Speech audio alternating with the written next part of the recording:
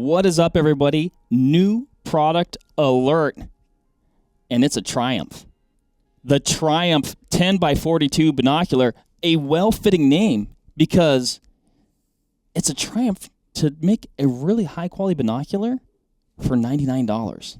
That, to me, is where the Triumph part comes from, gentlemen. Yeah.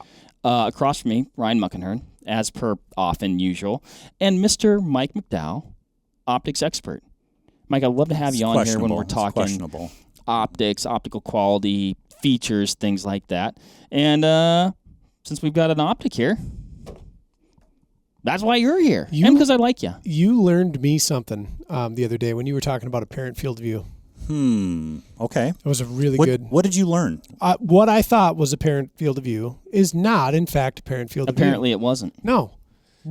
And Mike, I was driving, so I couldn't see the diagram that you drew, but I visualized it quite well. And then I later watched it so I could get the diagram, and then things made sense. Cool.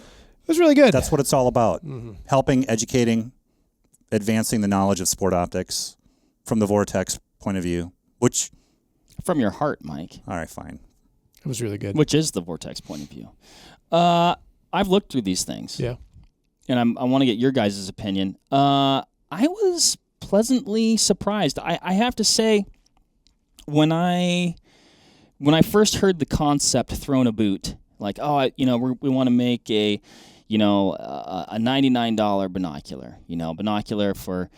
I was like, I don't think that's a good idea. Like, because I didn't think it fit Vortex. There, I said it's out there. Like, and I know we excel at providing high quality binoculars at reasonable prices. Like, I know we do really well at that. I just didn't think you could really do it for $99. And have something that bears semblance to a quality product. Yeah. Like, I was thinking, oh great, now it's going to be some clamshell, just something like maybe not to be proud of. And now this thing comes out. I looked through it. I'm actually quite impressed with it. It looks good. It feels good. It's kind of got all the things. Now, is it a UHD 10x42? No, it's not. No, that'd be impossible. Yeah, but I'm just really impressed with it, though. For a $100 bill, be hard pressed to need to spend more. If you're looking for the binocular that you're not looking to invest a ton of money in, you want a binocular for the windowsill, for checking your bird feeder, a new optics user, a youngster, the cabin bino, as my dad calls it. Cabin bino, truck bino. Yeah, I think that's pretty outstanding. Gift bino. Yeah. Somebody that needs a set of binoculars, but you don't want to break the bank. I know that when we talk about binoculars, we should be talking about the optical system, but the industrial design on this, I've not seen that before, and I like the way it feels. I like the way it looks. I like the way it fits. It is an aesthetically pleasing binocular, and optically, I think punches above its price point for that style of prism and that style of optic. And it's a nice little piece. Also, comes with a glass pack. Yeah, which is a big deal. We have that in here for. It's not in here. We've all seen a glass pack before. Yeah, I've seen. We can. So, having looked through that binocular on a couple of occasions, and from my historical perspective, being into sport optics for a quarter of a century professionally, over a decade before that, there were binoculars, Mark, before you were born, and when Ryan was 3, that I looked through that, even back then, weren't as good as this, and were $200-$300. So that's not that long ago. Well, no, it isn't. A couple of decades, right? In the grand scheme, I kind of feel good about myself as I have an upcoming birthday. What's neat about sport optics in general is binoculars have become less expensive and higher quality over time. So your below $500 binoculars in general have gotten a lot better. Now the high-end stuff has gotten better too, but at a much greater sense of diminishing returns on your dollar. But the entry-level stuff or sort of mid-price stuff has just gotten nothing but better in the last 20 years. And, if I had this binocular when I first got into optics long time ago in a galaxy far, far away. I would have been very happy to have this binocular. Unfortunately, my first binocular was not one of our brands, but a competitor's 8x21 reverse poro prism, which I think stayed in collimation for maybe 2 or 3 weeks. Sure. Oh, geez. So well, I would say in your defense, Mike, Vortex was not a brand. That is correct. Then. But even, going back to like Eagle Optics, sure. the Ranger, my first R brand binocular was an Eagle Optics Ranger, the PC. It had the roll down rubber eye cups. I don't know if you remember, if you ever sure. saw that binocular or not. Mm-hmm. So it goes way back. I think I bought that in 1994, maybe. Mm-hmm. That's a thing to be proud of. Yeah.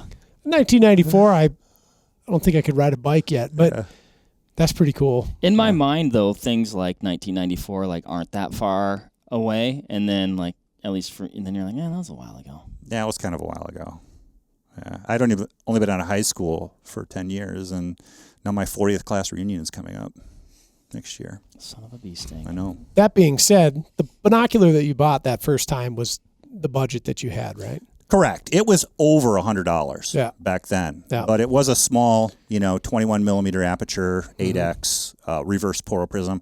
I had no idea when I bought that binocular. In fact, I got it from a camera store because I was into photography. I thought, hey, that's what I want, a pair of binoculars. Let's go get them.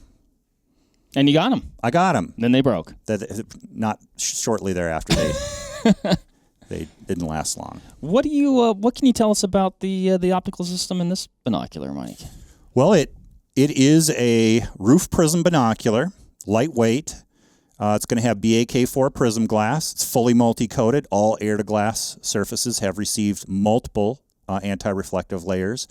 It does not have extra low dispersion glass, but the coatings give it a nice neutral color tone, which is surprising for a binocular in this class. Years ago, binoculars in that price class wouldn't have had as good of center resolution, and usually there was more of a yellow color tone in them, less inferior optical quality back in the day. But because of the advances in optical technology over the years, we're able to deliver a binocular at this price point, $100 price point, that I think anybody could use it as their primary, and as a backup. There are a fair number of people who are still getting into observation hobbies, whether it's hunting, birding, sporting events, just general wildlife observation, who aren't really sure that they want to invest $1,000, $500, and maybe a spotting scope. But this is a great way to get into one of those interests and not spend a lot of money if you're not sure what kind of time commitment you're going to make into one of those hobbies, and you're not going to have buyer's remorse after the fact if you've spent $100 on getting into it. If you do, and it's something you really like, you might find yourself upgrading in a couple years. Mm-hmm. If not, it could be the first and last binocular you ever own too.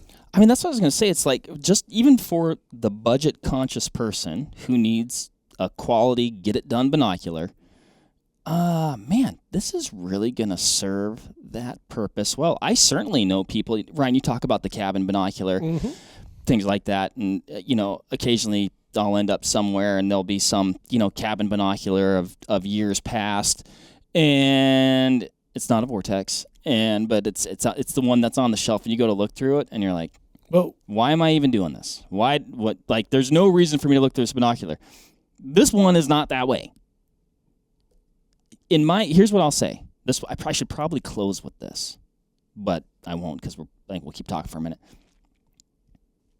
You can't afford to not have a binocular with this out there. That's a really good point. That's a really good point. I wish I still had the first, what I call the real pair of binoculars that I bought when I went on my first big hunt. Yeah. I learned some lessons about optics in general on that hunt, spotting scopes, binoculars alike. And immediately after getting back from that, I started upgrading both. Mm-hmm. I don't think, and I know how much they cost, and it was 3 times this much. Mm-hmm. I think I got taken for a little bit of a ride on the attributes of that particular optical system. I don't know that they were better than this. Mm-hmm. So, And that would have been a few years ago, like Mike was saying, though. It was like 16, 17 years ago, I suppose. But yeah, I mean, really quite a remarkable piece of glass for $100 too, and a glass pack. You're kitted. You're outfitted. That's like nearly like a $50 value. Yeah. What are those glass packs going for? I think $39.99. Okay, Yeah. so yeah, nearly. Yeah, and round up a little bit. Also, another, I know, at least from my personal life, I have nieces and nephews. I've tried to get interested in outdoor optics, getting them outside off their iPhones and video games, whatnot. I think this would be a great gift binocular too, where you're not sure how much someone's going to take an interest in something. Getting back to that sort of theme again, but it has the power to create opportunities for young people to get them interested in the outdoors without investing a lot of money. Right. It's still going to vastly improve their outdoor and observation experience. It's not like it's some sort of toy that you're carrying around like so you can feel like you're part of what's going on. It's like, no, like these are very functional. Yeah, I don't mean, like kids under 5. No. But more like people Ryan's age, for example. Yeah. Yeah, just getting into things. I'm just kidding, Ryan. I mean like kids over 10. Yeah. In terms of size, this wouldn't be an appropriate binocular for a very young person, Yeah, it's a full-size binocular. Yeah, it's a full-size binocular that, early teen, whatever, young adult could easily use this binocular. To me, they're all kids at my age, but you're a kid. You're more. not that old. 41 is... Yeah, I know. Yeah. But it's, once you hit 40, it's all downhill from there. I hope not. Yeah. I was just thinking, even 16 years ago, I was in my 40s. You look great. Thank you. Man, like you said, you went through the attributes, HD, fully multi-coated, twist up eye cups, purged. And Ryan, one thing that you brought up, which maybe it shouldn't be as important as it is to me, but it is very important, and it is that industrial design. It's a good-looking piece of kit. I love the way these things look. Yeah. I like looking at them, and I genuinely like looking through them. There. The new Triumph HD 10x42. Did we cover it? I think so. Best $100 you can spend. Bam. Love it. Yep. All right, everybody. What do you think? Do you need a set of these? Does somebody need a set of these? Is this going to be the binocular that you use all the time, or the backup that you keep in your truck? Let us know. I'm pumped about them. There. Same. I said it's out there. Till next time, have great observation. Bye. See ya.